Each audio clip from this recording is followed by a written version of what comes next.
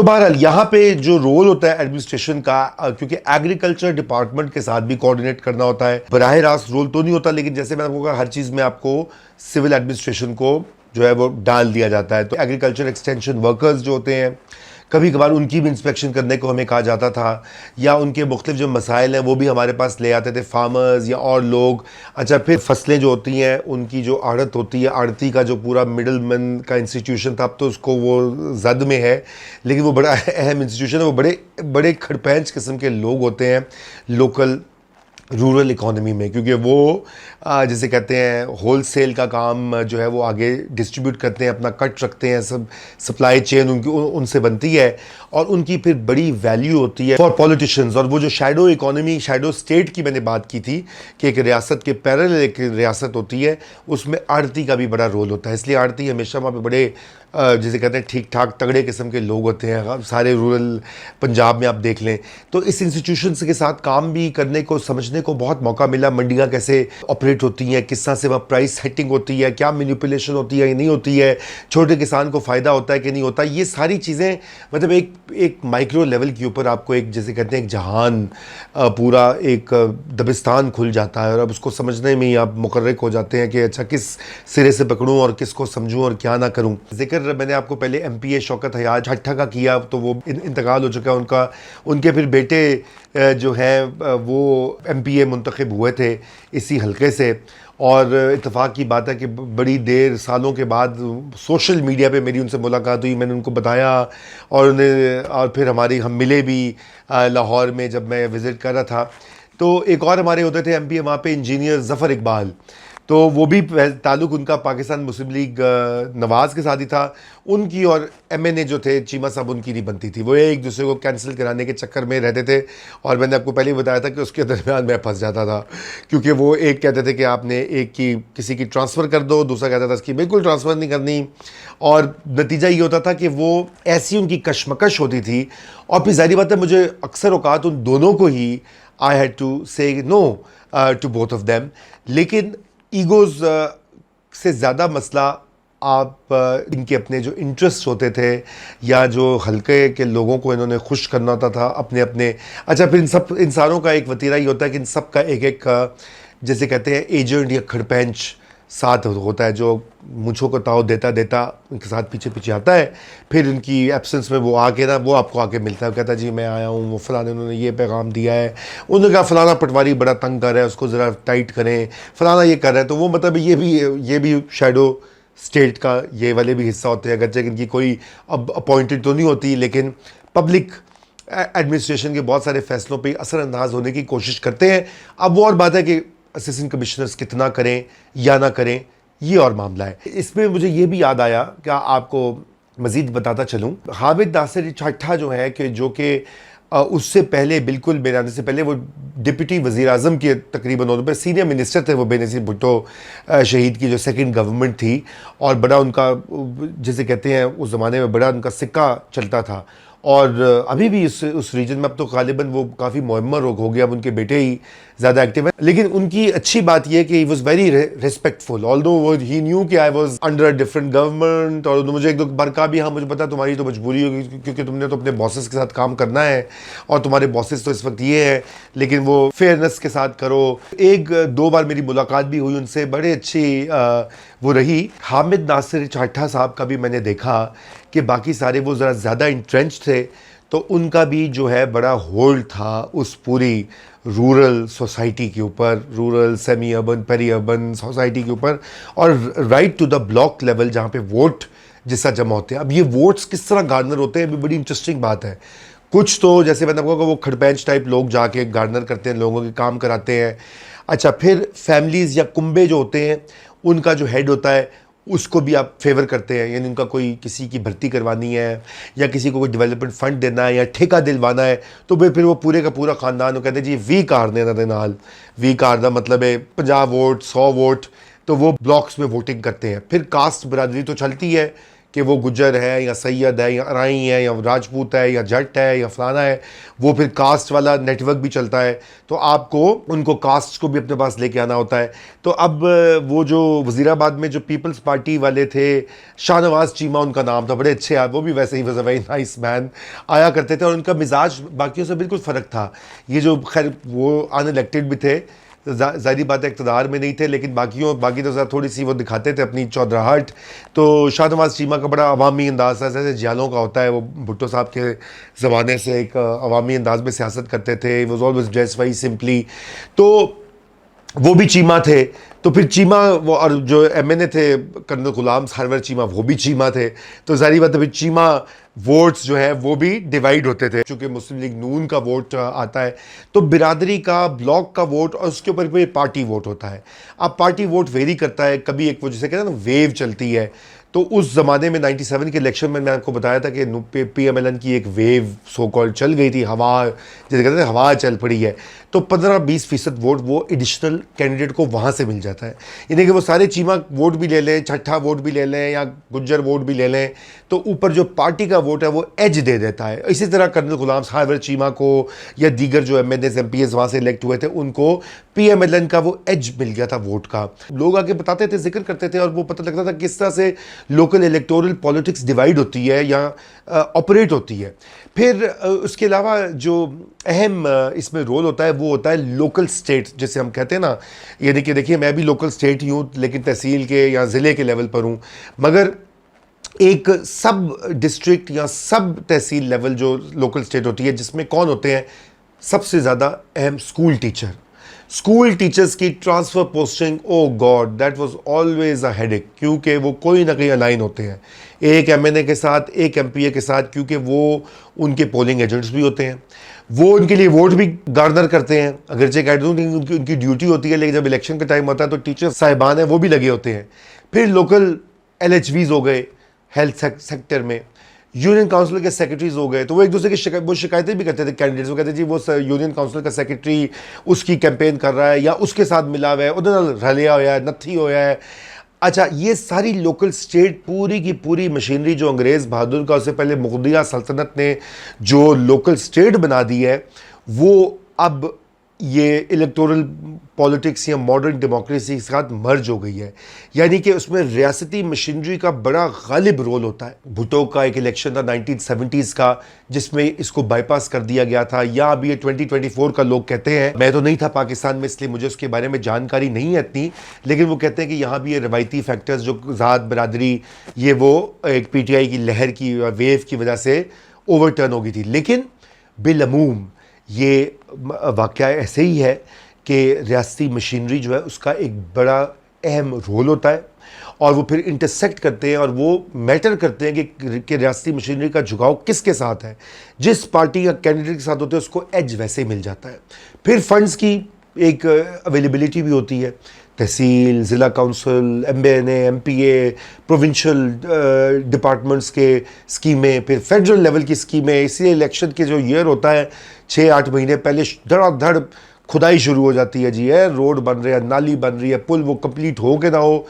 इसमें भी बहुत फंड्स वेस्ट होते हैं, इसमें भी बेतहाशा करप्शन होती है, क्योंकि अक्सर ये ठेके दिए जाते हैं उन कॉन्ट्रैक्टर्स को जिन्होंने इलेक्शन कैंपेन में हिस्सा डालना होता है। ये बुनियाद मैं ये बात मैं इसलिए ये नहीं कह रहा कि ये मैंने सुनी सुनाई बात है, मुझे कुछ ठेकेदारों ने बताया था। गुजरावाला में तो ऐसे ऐसे वो ज़िला काउंसिल गुजरावाला का जो ठेका होता था चुंगी का, वो करोड़ों में होता था, और वो बाकायदा एक टग ऑफ वॉर होता था। गुजरावाला के वो चुंगी के ठेके में उस वक्त सख्त फड्डा पड़ गया था। जो हमारे डिप्टी कमिश्नर थे बेचारे, वो भी उसमें लगे हुए थे, क्योंकि MNAs और MPs में ग्रुप्स थे वहाँ पे। गुजरावाला तो पता नहीं कितने 16-20 MNA MPs हैं, तो वो आपस में टग ऑफ वॉर था। एक ग्रुप कहता था एक पार्टी को ठेका मिले, दूसरा कहता था एक पार्टी को ठेका मिले, क्योंकि उसमें इतने डिविडेंड्स, इतने रिटर्न्स थे। सारा कुछ तो आप जमा नहीं कराते चुंगी का ठेके से, तो बाकी तो वो जेबों में जाता है और ऊपर तक वो जाता है, फिर वो कैंपेन्स में खर्च होता है। अगर इलेक्टोरल कैंपेन में, तो फिर डेरे का जो खर्चा होता है पॉलिटिशियंस का, वहाँ भी वो इस्तेमाल होता है। पटवारी साहिबान भी ये करते हैं। मैंने कहा कुछ आपको मैं अपनी ऑब्जर्वेशन शेयर करूँ। I am sure, I hope देखने वाले प्लीज़ नाराज़ ना हो। मेरा मकसद किसी को डिफेम करना नहीं है, जो है सो है, सबको पता है, आपके सामने है, इसको ठीक करना ही अब हमारा फ़र्ज़ है या कम से कम उसके ऊपर बात करना हम पे लाजिम है कि अब ये भी तो नहीं है कि अब कुछ हो रहा हो तो हम उसके बारे में बात भी ना करें। फिर वज़ीराबाद में जो मैंने पहले भी आपको जिक्र किया था कि कादराबाद हेडवर्क्स जो है और खानकी हेडवर्क्स वो भी इसी तहसील में वाक़ हैं। तो खानकी तो करीब था वज़ीराबाद से, बड़ी खूबसूरत जगह है, वहाँ पे भी हम जाया करते थे। इंस्पेक्शंस भी होती थीं, बड़े अफसरान की दावतें भी होती थीं, वो भी हमें ऑर्गेनाइज़ करते थे। ये ना पूछिए कैसे होती थी, ऑर्गेनाइज़ होती थी, फिर वो ना ही मैं जिक्र करूँ तो बेहतर है। और हेड कादराबाद का बड़ा खूबसूरत एरिया था वो, तो बहुत हसीन जगह है वहाँ पे। तो जो फिर तालाब वगैरह जो वो थे, उसके साथ जो पानी में तो कवल खिलते थे, उसका बाकायदा एक सीज़न होता था लोटस फ्लावर्स का। तो देखिए ना, बड़ी ये एंशंट एरिया है, उसमें लोटस का फूल भी खिला है जो कि गंधारा और हिंदू मत और तकरीबन हर कदीम मज़हब या अकीदे में आपको लोटस का फूल जो है कोई इस्तियारे की तरह मिलता है। तो कादराबाद भी मैं आई थिंक 3-4 बार गया था। 2 बार तो सरकारी काम से इंस्पेक्शन पे गया था, एक बार मैं घूमने फिरने गया था। सही जो मैं बात बताऊं कि मुझे जो है वो लोटस सीजन था, वो मुझे पता लगा कि वहाँ पे वो फूल खिल रहे हैं, तो मैंने कहा चलो देखा जाए। काश कि उस वक्त मोबाइल फ़ोन होते, स्मार्टफोन होते, तो तस्वीरें होती आज मेरे पास, तो मैं आपको दिखा भी सकता है। बहरहाल दिल की आंख या जहन की आंख में वो तस्वुर अभी भी बंद है। तो ये कहने को तो एक छोटी सी एरिया था, अब डिस्ट्रिक्ट है, लेकिन उसके अंदर कितनी वास्ट रेंज थी, और उस सारे को मैनेज करना, उसका इंचार्ज होना एक निस्बतन यंग एज में, तो मैं समझता हूँ ये शानदार और यादगार और तजुर्बा था।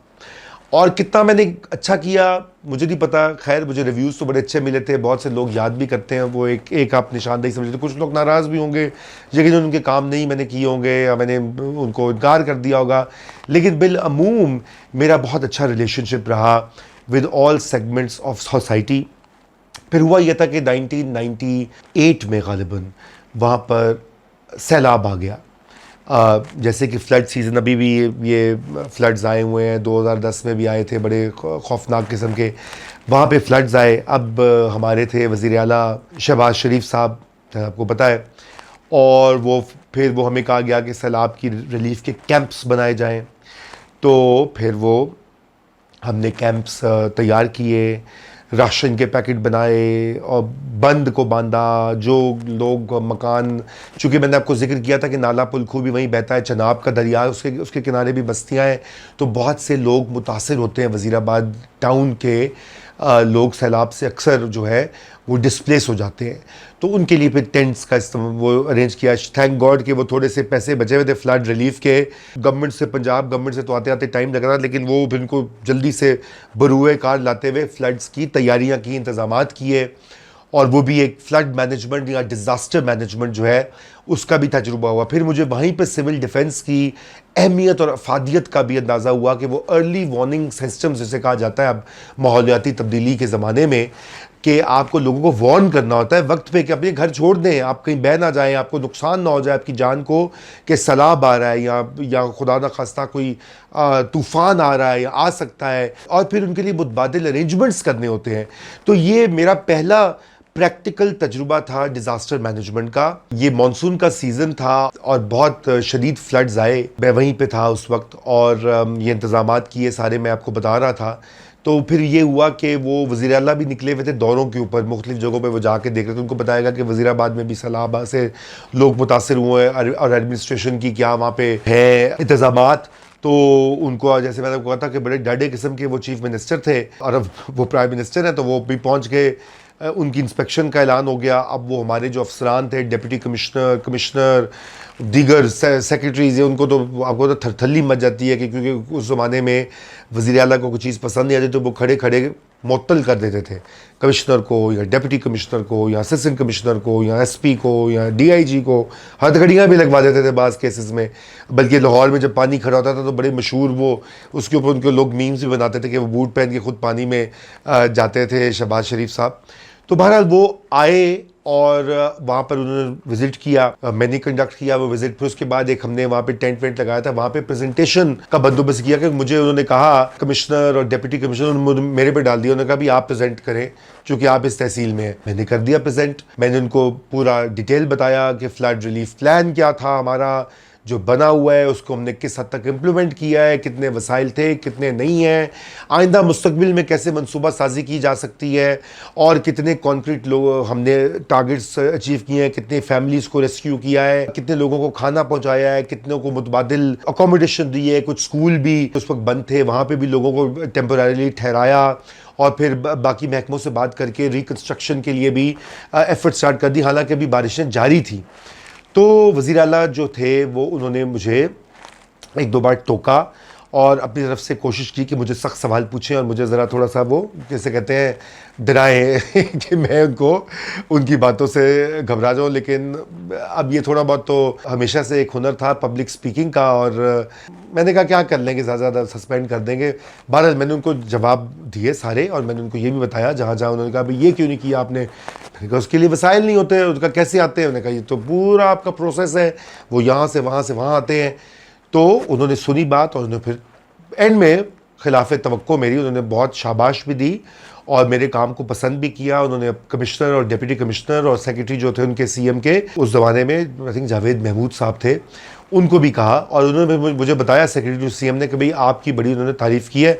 आपको पता मेरे लिए तो ये बहुत बड़ी जो है ना ईगो बूस्ट थी कि एक chief executive of the province वो आके, अच्छा शहबाज शरीफ का स्टाइल भी फ़र्क था, यूजुअली चीफ मिनिस्टर्स ये नहीं करते, वो बस कमिश्नर से ब्रीफिंग वीफिंग ले ली और अपना किसी बंदे को भेज दिया, लेकिन ये तो ख़ुद बहुत हैंड्स ऑन किस्म के वज़ीर आला थे। अपने दो तीन टेन्योर्स में इनकी कहानियाँ लोग और बहुत सुनाएंगे। तो वहाँ से मेरी पहली बार उनसे इंटरेक्शन भी हुआ ऑफिशियल, और फिर दोबारा एक बार लाहौर में भी कोई मीटिंग थी, ये भी फ्लड्स के हवाले से थी, प्लानिंग की, वहाँ भी मुझे मदऊ करवाया। इन्होंने कहा अपने स्टाफ को कि वो जो एसी था जिसने मुझे ब्रीफिंग दी थी उसको बुलाओ। तो ये चंद ही हफ्तों की बात है। फिर मैं लाहौर भी गया, वहाँ पे भी उन्होंने मुझे कहा, और मैं कहीं पीछे बैठा हुआ था, बड़े मुझसे कई सीनियर अफसर सेक्रेटरीज जो होते हैं हमारे यहाँ, वो जब सेक्रेटरी लेवल पहुँचते तो काफ़ी फन्ने खान अपने आप को समझते हैं। तो मैं पीछे बैठा था, उन्होंने मुझे इशारा करके कहा आप बताएं कि आपका एक्सपीरियंस और क्या सजेस्ट करेंगे। तो फिर चारों नाचार सबको मेरी बात सुननी पड़ी और नोट्स भी लेना पड़े। तो वो भी थोड़ी सी एक जैसे कहते हैं ना, थोड़ी सी आपको उस एज में तो बड़ा एक सेंस ऑफ विक्ट्री भी होती है, एक्साइटमेंट भी होता है पूरी चीज़ में। तो ये भी उस वक्त का तजुर्बा था। बहरहाल आर्किटेक्चर की भी मैं बात करूं, मैं मौज़ूआत बदल रहा हूं क्योंकि मैं कह रहा हूं कि मैं इतनी कम अरसे में सारी बातें आपको बताना चाहता हूं। तो वज़ीराबाद जो मैंने जैसे आपको बताया था वो भी बड़ा कदीम जगह थी, मुगलिया सल्तनत के दौरान बाकायदा शहर बना, उससे पहले भी उसकी कदीम आपको जैसे मैं सोधना का बताया, कदीम आपको निशानात मिलते हैं सारे। तो वहाँ पर एक बहुत खूबसूरत कोठी थी, शेखा दी कोठी कहलाती थी, जो कि एक बड़ी, अभी मैंने देखा लोगों ने इंस्टाग्राम पर रील्स भी किसी ने बनाई हुई। आई एम सो हैप्पी के सोशल मीडिया पे वो एक हसीन और जमील आर्किटेक्चर है, और मेरे ख्याल से अर्ली 20th सेंचुरी या लेट 19th सेंचुरी की वो कंस्ट्रक्शन है, बहुत ही खूबसूरत। और मैं फिर वो हवेली को मैं गुजरता था तो मुझे बहुत शौक़ था कि मैं जाऊँ अंदर। और फिर वो उनके आए साहब मुझसे मिलने के लिए, इत्तेफाक से उन्होंने कहा कि मेरा घर आपने देखा है? तो मैंने कहा मैं तो बिल्कुल देखा, मुझे प्लीज़ विज़िट करवाइए। तो फिर मैं वो उसके अंदर गया, वहाँ पे तो गुलाम गर्दिशें और जिस तरह की फ़िल्मों में वो हवेलियाँ होती हैं पुराने ज़माने की, जो इंडियन फ़िल्मों में या इवन यूरोपियन फ़िल्मों में आपको जो वो एक मिलता है एक माहौल, वो भी था। फिर एक समन बुर्ज वहाँ पे, वो भी बड़ी कदीम तो इतनी खैर नहीं है, लेकिन वो भी एक बड़ी हिस्टोरिक जगह है, वहाँ पे लोग रहते हैं, राजाज वहाँ की पूरी एक फैमिली है। और इत्तेफाक की बात है उनमें से एक उनका डिसेंडेंट वो मेरा स्टूडेंट भी बन गया कॉर्नेल यूनिवर्सिटी में, और रफ़ी राजा उसका नाम है, और बड़ा ज़हीन फ़तीन लड़का है, लड़का तो नहीं अब तो खैर बड़ा हो गया, मैं बुढ़ा हो गया हूँ। तो ये कनेक्शन सारे वो वज़ीराबाद के निकल आते हैं। फिर गुरु कोठा मैंने आपको पहले बताया था, ये एक सिख्स छोड़ के गए थे, वैक्यू प्रॉपर्टी थी, वहाँ पे लोग आज भी शायद रहते होंगे। मुझे पता लगा था उसका एक हिस्सा बारिशों में गिर गया था, कुछ सालों बाद किसी ने मुझे बताया। तो मैंने सारी चीज़ को डॉक्यूमेंट भी किया था, मैंने पहले भी आपको बताया था। और मेरी यही कोशिश होती थी कि मैं ये पूरी जो हेरिटेज को भी और तारीख़ के साथ चलूँ, उसे नाबलद ना हूँ। क्योंकि मैं आपको बताऊँ कि अंग्रेज़ों की जो कामयाबी का राज था एक इस एरिया को गवर्न करने का, वो उनकी तहकीक और जुस्तजू जो थे तो वो जालिम और एक्सट्रैक्टिव किस्म के कॉलोनियल एडमिनिस्ट्रेटर्स, लेकिन वो जिस जगह पे जाते थे उसको डॉक्यूमेंट करते थे। गेजेटियर्स उस ज़माने के जो निकले हैं वो आज भी उनको इस्तेमाल किया जाता है। वो आप चले जाइए, छपते रहते हैं, लाहौर का, गुजरांवाला का, ये वो वगैरह वगैरह। और उसमें कास्ट, पॉपुलेशन, अजनास की किस्में, लोगों की फोकलोर, मुहावरे, हर चीज़ दर्ज है उसमें। यकीनन वो एक बायस से लिखा हुआ था हाकिम ने अपने महकूम लोगों के बारे में, लेकिन वो अहम दस्तावेज़ है, तो वो उसको समझ के गवर्न करते थे उस एरिया को या एडमिनिस्टर करते थे। और अब हम कहते, और हमें कहना चाहिए सर्व करते थे। हम तो सर्व ही करेंगे क्योंकि पाकिस्तानी हमारे अपने लोग हैं। तो इसलिए मुझे ये आइडिया वहाँ से आया, और फिर यही वजह होती है कि बहुत से रेस्ट हाउसेस जो मैं जाता था वहाँ पे इंस्पेक्शन भी करने के लिए या विज़िट करने के लिए, खान की रेस्ट हाउस भी बड़ा पुराना था, वो भी अंग्रेज़ों के दौर का था, और वो भी फिर आपको वो अंग्रेज़ माहौल भी, कलोनियल वज़ा की कोठियाँ और कलोनियल वज़ा के रजिस्टर्स, उनमें इंस्पेक्शन। और एक बहुत अहम बात होती थी कि 1947 तक बड़ी माइन्यूट डॉक्यूमेंटेशन होती थी कि इसके एक कील जो है उसका भी हिसाब लिखा होता था कि यहाँ पे 4 खूंटियाँ हैं जिसके ऊपर वो कोट टांगने वाली या हैट टांगने वाली, कितनी कुर्सियाँ हैं, इन्वेंट्री जिसे कहा जाता है, इन्वेंट्री मैनेजमेंट। और उसके बाद आहिस्ता आहिस्ता आहिस्ता वो मादूम होता गया। मेरे ख्याल 50s तक वो चला, और अब आपको उसके बाद एंट्रीज नहीं, विजिटर्स में आपको अंग्रेज़ों के कमेंट्स भी आते थे, बहादुर इंस्पेक्शन करने के लिए, तो अपने पूरी तफसील से वो लिखते भी थे। तो बहरहाल ये थी वज़ीराबाद की यादें। और फिर एक बहुत ही अफसोसनाक वाक़या हुआ, ये समर्स की बात है, गालिबन 1998 की बात है। वहाँ पर मरी में एक एहतजाज हुआ और वहाँ पर असिस्टेंट कमिश्नर की इमारत को आग लगा दी गई, हड़ताल रही, और वो एक जो टोल टैक्स होता है मरी में उसमें इजाफा कर दिया था लोकल एडमिनिस्ट्रेशन ने, प्रोविंशियल गवर्नमेंट की मर्ज़ी के साथ। चूँकि शहबाज शरीफ का ये होता था कि वो चाहते थे कि भाई लोकल रेवेन्यू भी बढ़े, ये वो टूरिज़म का है सारा, तो उस पर लोकल्स जो कि होटल्स के मालिक हैं, टूरिज़म इंडस्ट्री पे डिपेंडेंट है, उन्होंने रिएक्ट किया। और उस क्राइसिस में फिर मुझे असिस्टेंट कमिश्नर मरी जो है वो तैनात किया गया, जो मैंने अभी आपको बताया भी था। जैसे मैंने पहले आपको कहा कि एक पैनल बनाया गया, चीफ सेक्रेटरी AZ के शेरदिल थे मरहूम, उन्होंने मुझे लाहौर बुलवाया, मेरा इंटरव्यू किया, और इंटरव्यू में उन्होंने मुझे कहा कि भाई देखो, चीफ मिनिस्टर तो बड़े कीन हैं, लेकिन मैंने 3 लोगों का इंटरव्यू करना है और तुम भी उनमें से हो, मैं गारंटी नहीं कर सकता। बहरहाल 48 घंटे के अंदर मुझे नोटिस मिल गया कि आपकी ट्रांसफ़र वो मरी हो गई। अब मरी आपको पता है कि खैर बड़ी इंपॉर्टेंट जगह है इस लिहाज से कि खूबसूरत जगह है, टूरिज़म का कैपिटल है, पाकिस्तान का डेस्टिनेशन है, अब तो अबतर हालों में है। लेकिन वो हमारे जो रूलर्स थे उस वक्त और आज भी, जो कि शहबाज शरीफ साहब और मियाँ नवाज शरीफ जो वज़ीर आज़म थे, उनके लिए वो बहुत अहम था और उनको बड़ी मोहब्बत थी मरी से, है अभी भी। उनका तो घर भी है वहाँ पर, और वहाँ पे रेगुलरली वो विजिटर्स भी थे, और उनकी वो एक शो पीस, एक शो केस भी था उनकी डेवलपमेंटल विजन का, उनकी जैसे कहते हैं इंटरेस्ट का सड़कों में और डेवलपमेंट में और ब्यूटिफिकेशन में। तो इसलिए गालिबन मुझे चुना गया क्योंकि मैं उनके नज़दीक, मुझ में थोड़ी बहुत कॉम्पिटेंस थी, और यकीनन मेरे लिए एक बड़ी एजाज़ की बात थी और ख़ुशी की बात थी कि मेरा इस तरह से सिलेक्शन हुआ। मुझे किसी को सिफारिश नहीं करनी पड़ी, भाग दौड़ नहीं करनी पड़ी, खुद ही ऑटोमेटिकली रास्ता बनता गया। तो मरी की रुदाद अगली एपिसोड में।